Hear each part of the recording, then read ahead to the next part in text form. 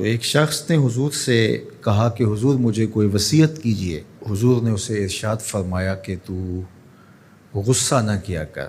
اس نے پھر کہا مجھے وصیت کیجئے، تو آقا کریم نے پھر فرمایا غصہ نہ کیجئے۔ اس نے پھر کہا، یہ بات ایک بار نہیں، اس نے کئی بار حضور سے پوچھی۔ وہ کوئی اور وصیت طلب کرنا چاہ رہا تھا کہ یہ تو ٹھیک ہے، کچھ اور وصیت بھی کیجئے۔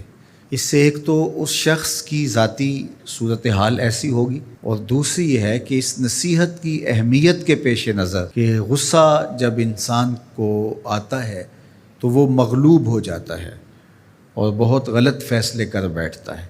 اس لیے بار بار ایک نصیحت پر تاکید کرنا اور اس کا تکرار کرنا اس امر کی طرف توجہ دلاتا ہے کہ ہمیں معاملات کے اندر بہت معتدل رہنے کی ضرورت ہوتی ہے۔ جو شخص غصے کو نافذ کرنے کی طاقت رکھتا ہے، ایک تو ہوتا ہے کہ بندہ غصے سے خود اپنے آپ کو بے چین کرے گا، لیکن اپنے غصے کو نافذ نہیں کر سکتا، غصہ نکال نہیں سکتا، خود پیچ و تاب کھائے گا۔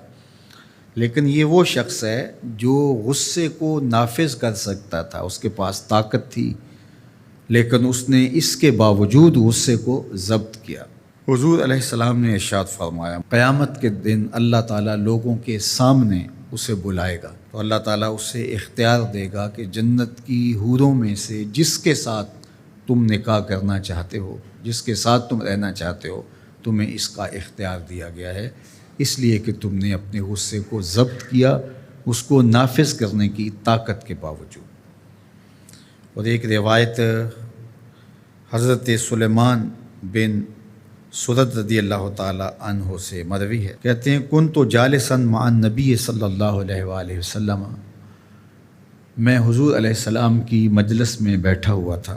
دو لوگ تھے، وہ آپس میں الجھ رہے تھے۔ ان میں سے ایک شخص کا چہرہ غصے سے سرخ ہو گیا، رگیں پھولی ہوئی تھیں، اور ایک دوسرے کے لیے سب و شتم کا ماحول پیدا ہو گیا تھا۔ اللہ کے رسول صلی اللہ علیہ وآلہ وسلم نے ارشاد فرمایا، میں ایسا کلمہ جانتا ہوں کہ اگر یہ کلمہ پڑھ لیں تو ان کا یہ غصہ زائل ہو جائے گا، ان کی جو کیفیت ختم ہو جائے گی۔ اور وہ کیا ہے؟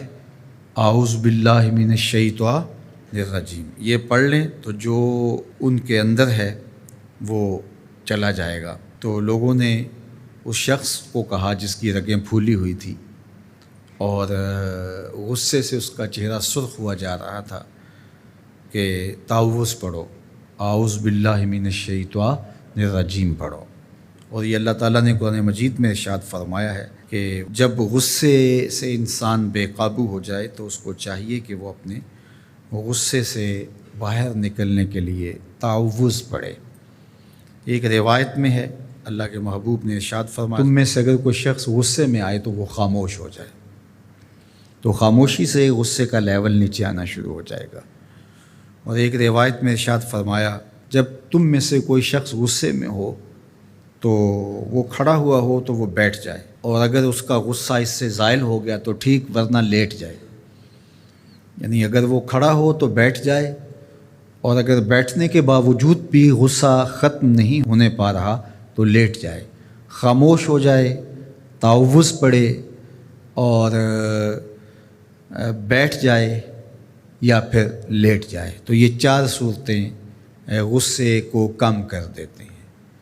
تو غصے کو نافذ کرنے کی بجائے کوشش کرنی چاہیے کہ غصہ جو ہے وہ فروغ ہو جائے، چونکہ غصے میں انسان ایسے امور کر لیتا ہے کہ بعد میں اس کو سخت پچھتاوا ہوتا ہے۔